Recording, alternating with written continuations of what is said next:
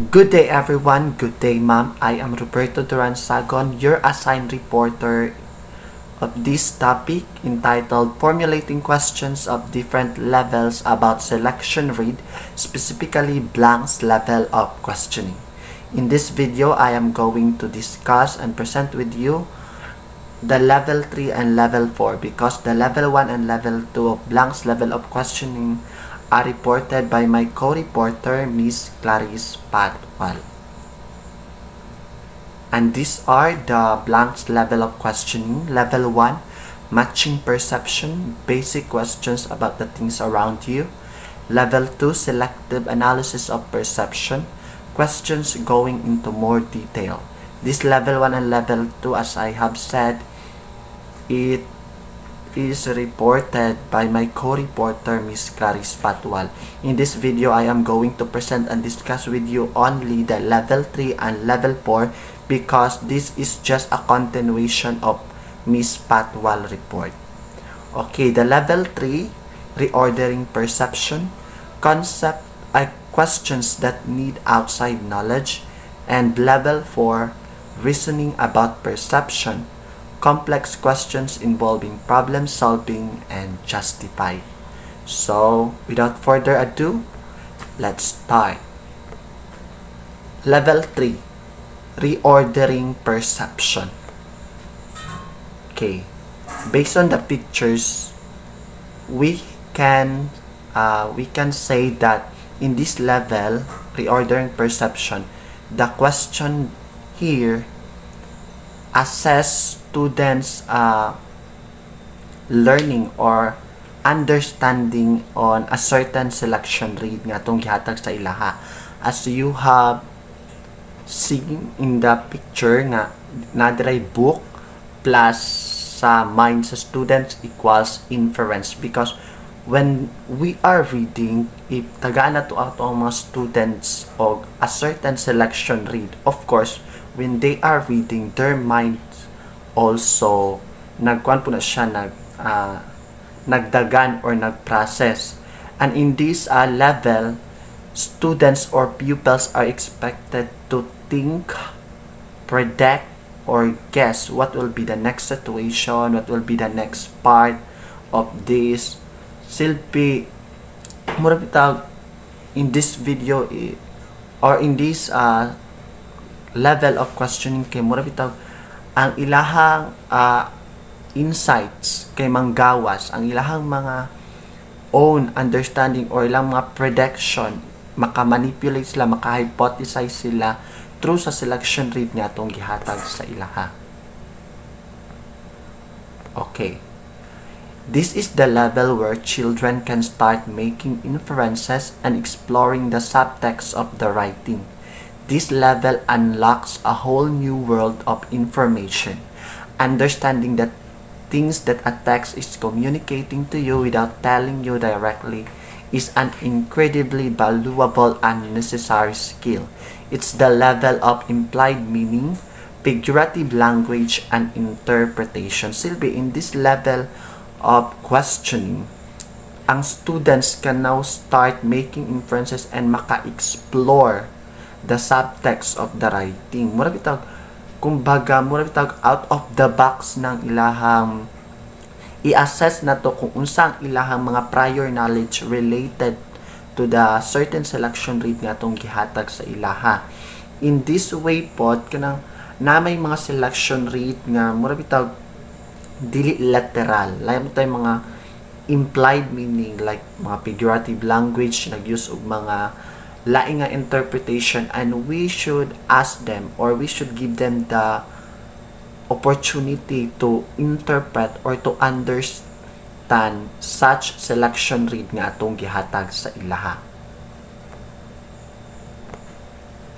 It's also at this level that children answer prediction questions. So as I have said, in this level of questioning, si teacher diri is mag-ask siya kung unsa bitaw what will be the next situation to be happen. In that way, murag ang students is maka-predict siya.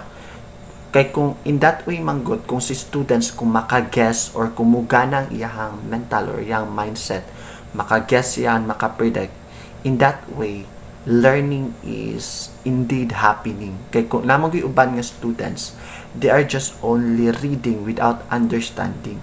We can say nga ang students is naka-understand jud sa tong gihatag nga certain selection read if they can predict or guess. Kay di ba ang students, the more na to sila nga i-ask, mo bitaw ato silang ibitin sa like di nato ihatag kung unsa ang next nga situation, ato silang ipag-guess in order for them to find encouragement and motivation also to read the whole selection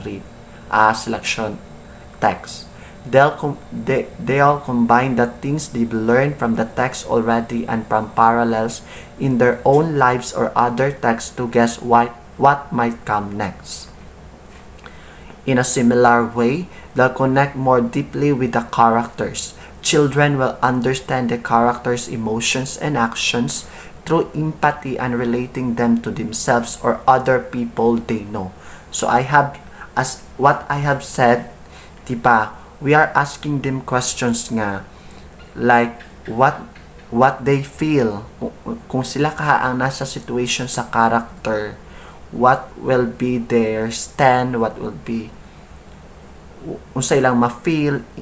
Silbi, if ang students kay is maka-response, it means that reading is indeed happening. Nga mura bitaw naagyod, na-appreciate jud nila or na-understand jud nila ang whole selection nga ato ang gihatag sa ilaha. Mura bitaw makahatag sila og insights or maput nila ilang selves into the story nga atong gihatag sa ilaha or gipabasa sa ilaha.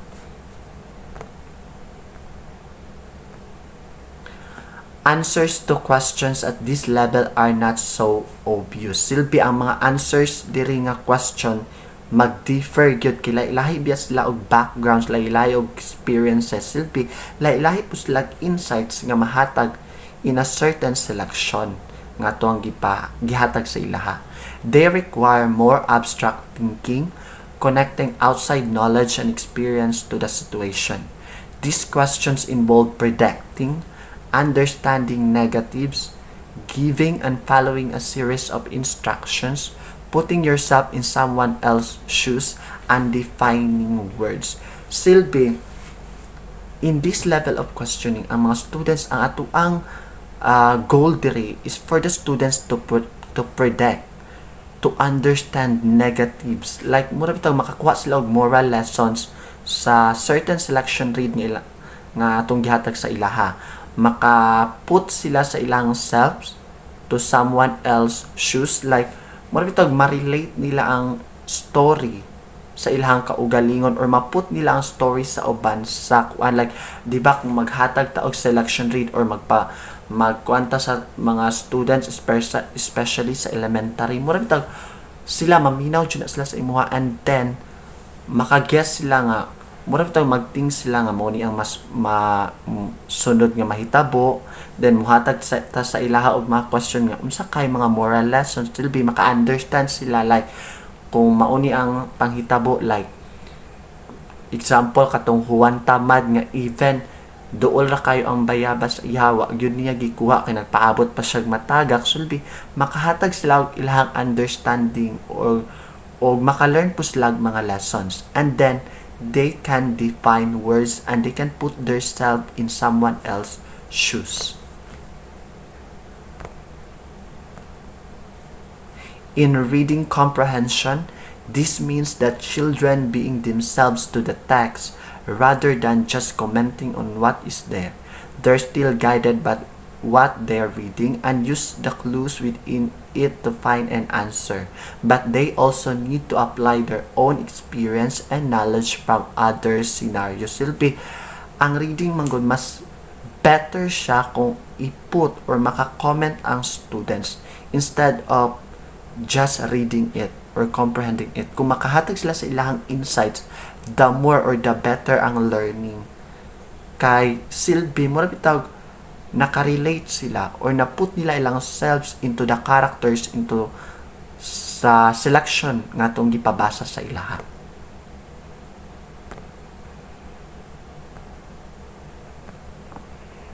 Okay, in this level, Here are some example questions. So, what does this metaphor mean?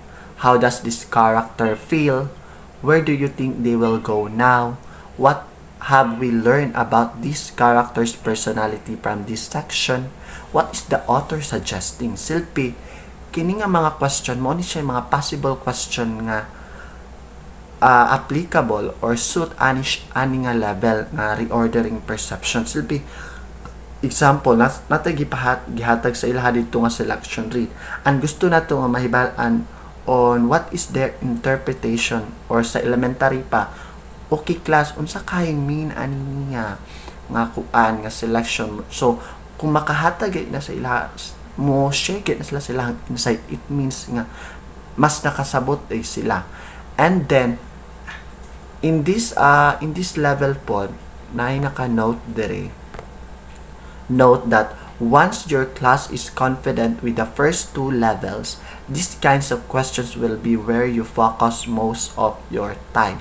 Silbi, kini siya nga level 3, mugawas lang ni siya basta ang level 1 and level 2 is mura bitawag actively answerable by the students. Kung dili pa gali makuha sa students ang level 1 o level 2, murag dili pa kay nila ma-answeran ang imong mga questions nga gihatag nga murag align siya sa level 1 and level 2, then dili sa kamo proceed sa level 3 kay mas the more man sila nga mas the more sila nga malito or magka misunderstood, maglibog sila or ang ilahang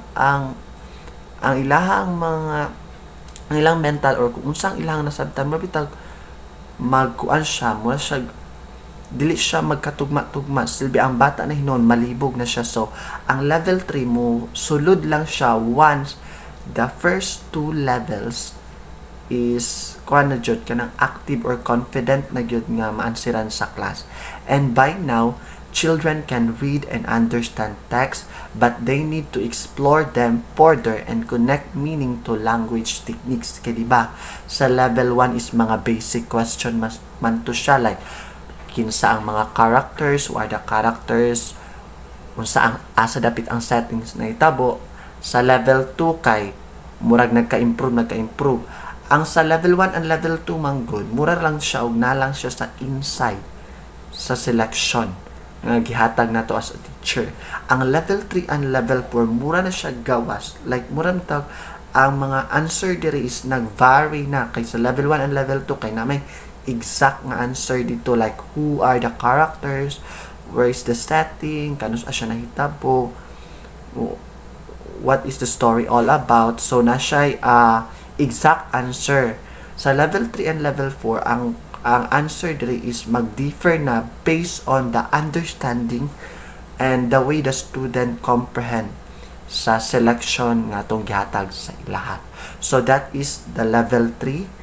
It's all about reordering perception. Silbi diri mo gawas ang predicting, ang guessing sa students, ang interpretation, ang ilang pag-analyze sa certain selection read. Okay, let's go now to level 4, reasoning about perception. So from the word reasoning, sa ato pa lang reasoning about perception, sa ato ang perception, sa ato ang stand silbi, it is where ang student tagaan na to silang stand nga i-defend ang ilahang perception or ang ilang insight regarding sa ilang stand ana nga selection read. Okay, based on the picture, so mo ni siya ang mga possible questions. So why do you think that? Silbi, kung mag-asta sa katong selection number 3 ay sa level 3 nga mga questioning, so mo na nilang stand, mo na nilang insight, mo na nilang ma-experience, mo na nilang ilahang understanding. So sa level 4, kung tanan na gali sila nakahatag o nakapagawas na sa ilang mga personal experience relative to the selection rin nga itong gihatag sila sa level 4, tagaan na po na ito sila chance to defend nga nung mo man na ilang nasulti in order for them to clarify or to makuan pa nila ma-explain further ang ilahang perception or ang ilahang stand. Okay. Level 4, reasoning about perception. The most difficult kinds of questions for children to learn to use and answer are those that need them to justify, explain, problem solve, and hypothesize. Diba? Gusto na akong i-share like sa objectives, sa taxonomy of objectives, di ba magsugod man yun ta sa kuan. It's very important nga magsugod yun ta sa simplest or sa easiest nga objectives. The same as sa level of questioning. Magsugod yun ta sa easiest antud ta mo abot sa pinakalisod. Still beginning level 4, mauna ni siya ang kung ma-achieve ka ni siya sa student, it means that they really understood the certain selection rate nga itong gihatag sa ila. Silbi, nasabtan yun nila. And then, kung masabtan na nila, then, they can find reading interesting, fun, and makakita sila motivation or ma-appreciate nila ang importance sa reading. So, sa level 4, this is where ang student i-justify, i-explain, o i-hypothesize ang ilahang mga perception. A child can now tell you what would happen if they accidentally broke a chair, why that would happen, and what they would do about it. Still be samot pa siya nga out of the box, out of the selection rate na. Like pananglitan, kung mauni ang ilahang stand, atong ipa-justify sa ilaha, atong ipa-explain nga nung mauna ilahang natot. Kaya diba, we have different, diverse cultures. So, lain-lain ang background. So, lain-lain po ang experience, lain-lain ang insight nga mahatag. So, in that way, lahi-lahi man ang ilang insight o ang ilang mga background. So, we teacher, mo come up ta aning level 4, i-question na to sa ilaha, ipa-justify na to sa ilaha, or pa-explain na to sa ilaha, nga nung na-come up na nila nga insight or experiences in order for us to know and to understand. Dili da ayo na to i-judge ang anong mauman na ang ilahang side or mauman na ilahang stand. Tagaan na to slow time or chance nga i-justify ang ilang answer in order for them nga ma-explain or mahatag nila ang ilahang stand nga nung mauna ang ilahang na share. In order also for us to learn and to grow. The skills needed for these questions are very complex. It's pretty clear that this is more advanced than identifying things, di ba? Kaysa level 1, maraming tayong nag-identify or moral nalay exact who are the characters, asa nahitabo ang mga pangyayari. Sa level 2, it's all about moral lang nagkuan lang ta sa selection, why, how. Sa level 3 kay nag-out of the box lang ta, but ato lang silang gihatagan og idea.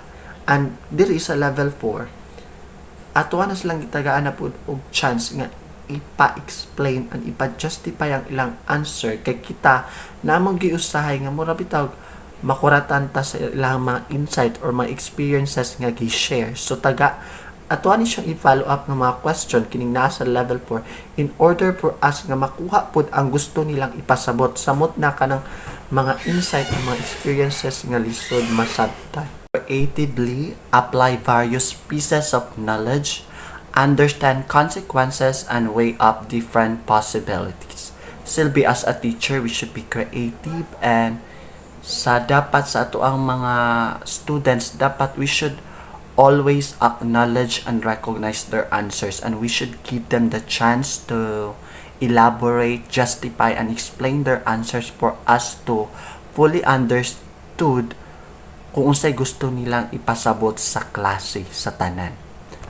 Not only for us teachers but also for their co-learners in order for them also to learn from the shared experiences, insights of their classmates.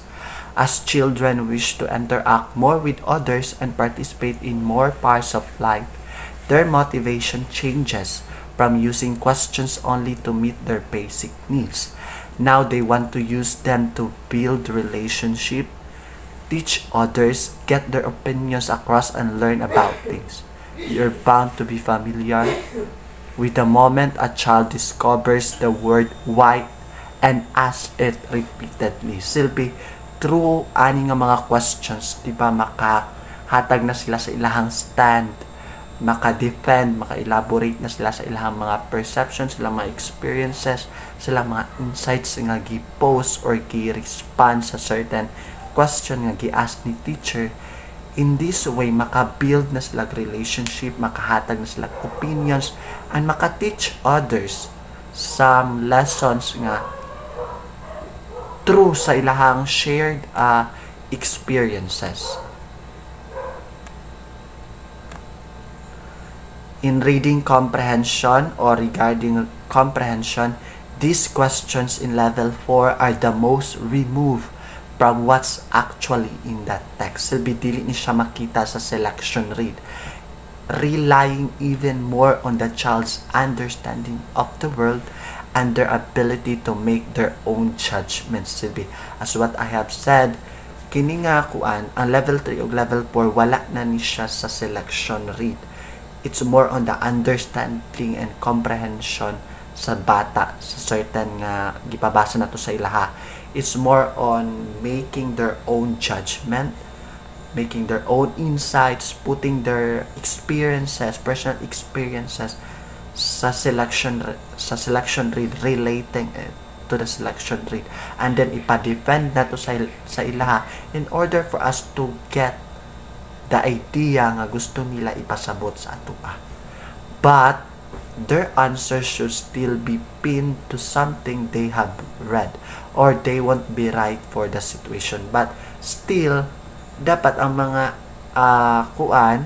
kita nga teachers ato gyapon i-assess. Dapat ang dili ra kayo layo ang ilahang mga gipang relate nga mga experiences, mga insight or mga perceptions sa selection read nga ilahang gibasa. But I'm sure nga kung unsa man gali ang storya sa bata, still we should recognize and we should acknowledge kay tanan man gyud, especially sa level 3 and level 4, walay wrong answers, tanan is right.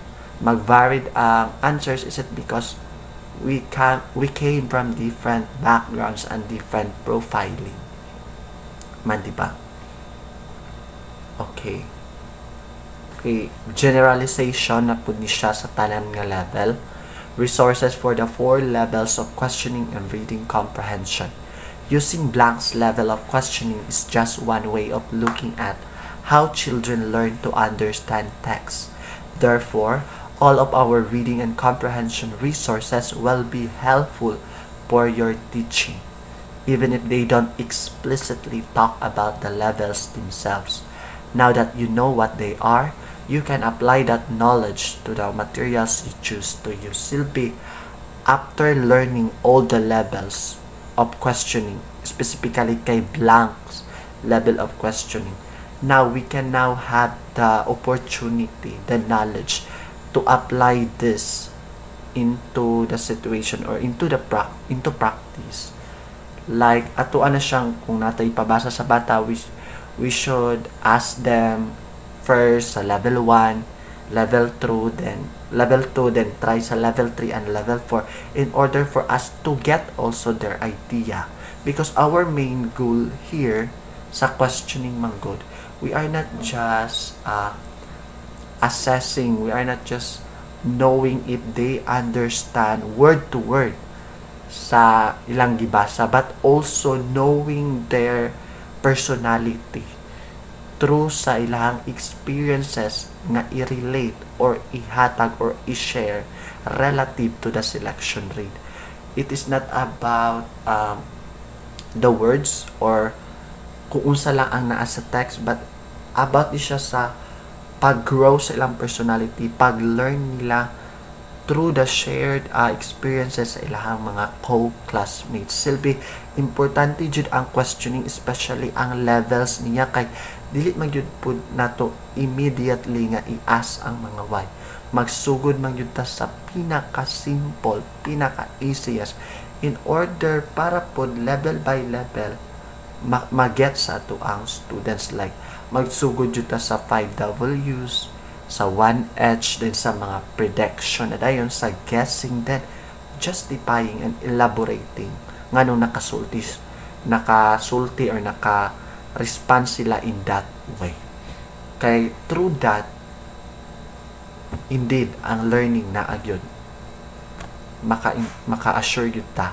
And then, surely, ma-motivate po sila nga mo read more in order for them to gain knowledge, to gain more knowledge, to gain more lessons. Okay, this is the end of my report. But before I end it, I will leave this quotation from Chip R. Bill to you. He said that effective questioning brings insight, which fuels curiosity, which cultivates wisdom, which is very true yun. Nga, through questioning, it can give or it can brings insight, or it can unlock mga ideas, mga possibilities ng mga ideas at mga students. Kaya kita nga teacher, we are not just here to teach. We're also here to learn, to listen. We are not just here to teach or magyaw-yaw or magsulti sa tunga, but we are also here to listen and to learn from the different experiences, stories of our learners, which also nga maka-fuels or makahatag sa atua o passion, maka-motivate pa sa atua in order for nga mo-teach pa sa ilaha. It can cultivate wisdom, makahatag og mga moral lessons sa atua, not just sa ilang co-students but also for us teachers. Okay, mao din ni siya amo ang source nga gikwaan. Isa lang siya ka source, and nagpili ra pud mi og proponent, which is si Blank's level of questioning. So that's all for my report. Thank you for listening, and stay healthy and stay safe always. God bless us all. Thank you.